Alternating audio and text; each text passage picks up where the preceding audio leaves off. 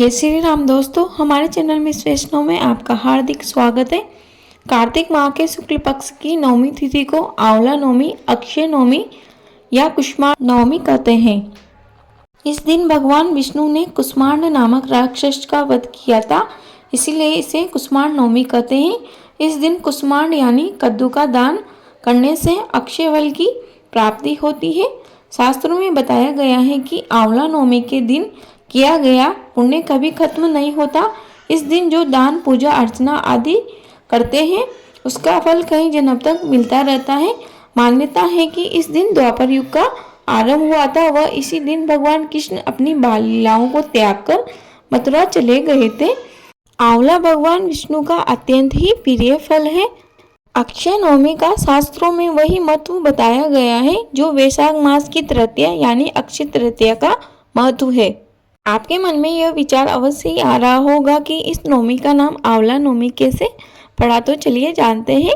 एक बार माता लक्ष्मी ने भगवान विष्णु व भोलेनाथ को प्रसन्न करने की सोची तो उनके मन में विचार आया कि क्यों ना मैं आंवले के वृक्ष का विधिवत पूजन करूं, क्योंकि आंवले के वृक्ष में तुलसी के भी गुण होते हैं जो भगवान विष्णु को अत्यंत प्रिय है, और साथ में ही बेल के गुण भी होते हैं जो भोलेनाथ को प्रिय हैं। इसीलिए मुझे आंवले के वृक्ष का पूजन करना चाहिए। तब माता लक्ष्मी ने विधिवत आंवले के वृक्ष का पूजन किया, जिससे भगवान विष्णु व भोलेनाथ अत्यंत प्रसन्न हुए व वहां प्रकट हो गए। उस दिन कार्तिक माह के शुक्ल पक्ष की नवमी तिथि थी और आंवले का पूजन किया था। इसी कारण उसी दिन से इस तिथि का नाम आंवला नवमी पड़ गया और इसे आंवला नवमी कहा जाने लगा। इस दिन आंवले के वृक्ष के नीचे बैठकर भगवान विष्णु व भोलेनाथ की पूजा करने से उनकी विशेष कृपा प्राप्त होती है। धार्मिक मान्यताओं के अनुसार इस दिन आंवले के वृक्ष के नीचे बैठकर भोजन किया जाता है। ऐसा माना जाता है कि आंवला नवमी के दिन आंवले के वृक्ष से अमृत की बूंदें टपकती है जो स्वास्थ्य संबंधी कई प्रकार की परेशानियों को दूर करती है और व्यक्ति को उत्तम स्वास्थ्य की प्राप्ति होती है। आप सुनते हैं आंवला नवमी की कथा। दोस्तों, उससे पहले आपसे निवेदन है, यदि आपने चैनल को सब्सक्राइब नहीं किया है तो प्लीज़ चैनल को सब्सक्राइब कर लीजिए। बहुत समय पहले की बात है, एक बहुत प्रतापी राजा था। उसने नियम बना रखा था कि वह पहले सोने के आंवले का दान करेगा, उसी के बाद में भोजन करेगा।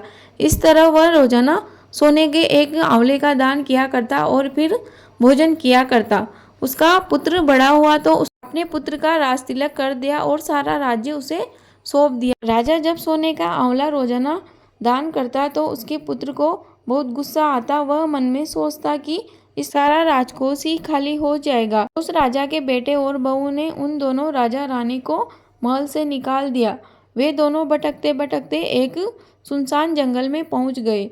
वहां पर राजा और रानी सोचते रहे कि सोने का आंवला कहाँ से लाएंगे और दान कैसे करेंगे। वह कई दिन बीत गए। राजा ने भोजन नहीं किया, क्योंकि उसका नियम था कि जब तक वह आंवला दान नहीं करेगा भोजन नहीं करेगा।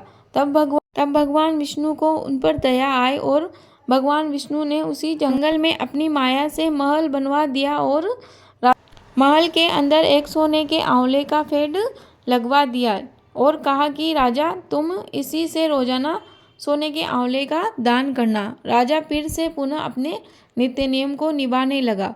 उधर राजा के पुत्र व उसकी बहू की बहुत बुरी हालत हो गई, क्योंकि उन्होंने अपने माता पिता का निरादर किया। वह आंवले के वृक्ष को अपमान के साथ देखा। इसे उसके राज्य पर किसी अन्य राजा ने अपना अधिकार कर लिया और उसे राज्य से बाहर निकाल दिया। वह दोनों बहुत बुरी हालत में दर दर भटकने लगे।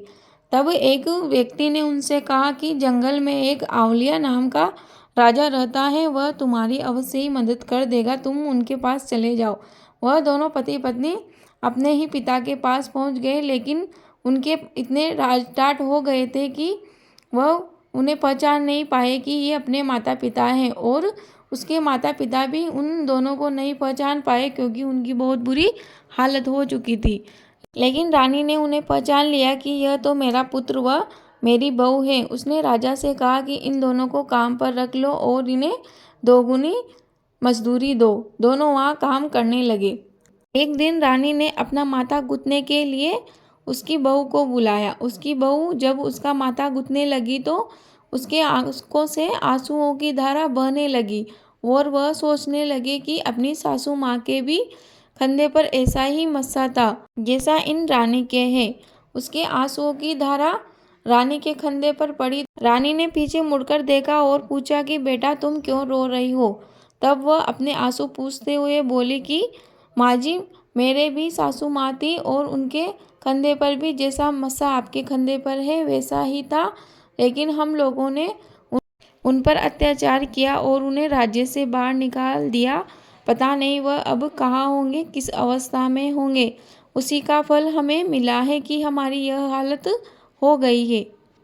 तब रानी ने कहा कि मैं ही तुम्हारी सास हूँ, तुम्हारी करनी तुम्हारे सामने आई है बहू, तुमने जैसा किया था वैसा ही पाया है और हमारी करनी हमारे सामने आई है।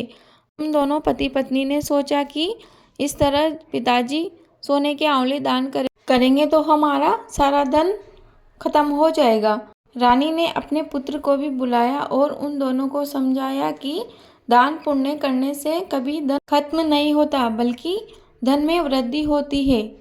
अब राजा रानी व उसके पुत्र व बहू सब मिलकर साथ में सुखी जीवन जीने लगे। मृत्यु के पश्चात राजा व रानी को वैकुंठ में निवास मिला। बोलो विष्णु भगवान की जय। बोलो कार्तिक के भगवान की जय। कहानी अधूरी रही हो तो पूरी कर जो, पूरी हो गई हो तो मान कर जो इस कहानी को कहे सुने वह हुकार भरे, उसकी सारी मनोकामनाएं भगवान पूर्ण करे। आपको वीडियो उपयोगी लगी हो तो प्लीज़ वीडियो को लाइक करें व कमेंट बॉक्स में जय श्री राम अवश्य लिखें। आपका दिन शुभ हो। धन्यवाद।